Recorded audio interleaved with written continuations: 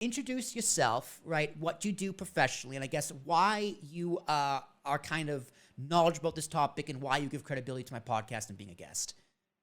Well, that's a tall order, Will. Please. And tell me a whole life story, Steve, right? You got 30 seconds. Okay.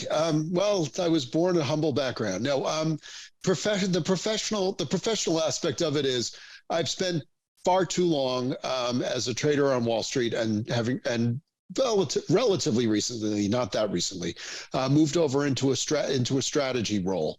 What that means is I started out at the big firms. I was at Salomon Brothers. I was at Lehman Brothers. I was at Morgan Stanley until I realized maybe the big firms weren't for me. And then I started at this little firm called Timber Hill, which was a decent sized options market making firm that was trying to get bigger.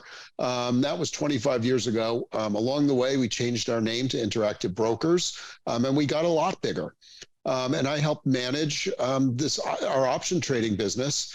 We were the largest option market maker and specialist firm in the world at one point. We moved away from that business because, quite frankly, we started this little side business of electronic brokerage, and that turned out to be a much bigger business than the option market making business.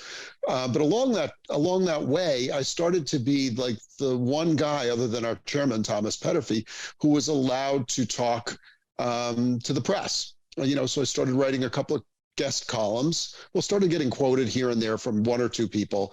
I was allowed to write a guest column in Barron's, largely because I'm friends with the regular columnist, and he let me keep his seat warm when he would go on vacation.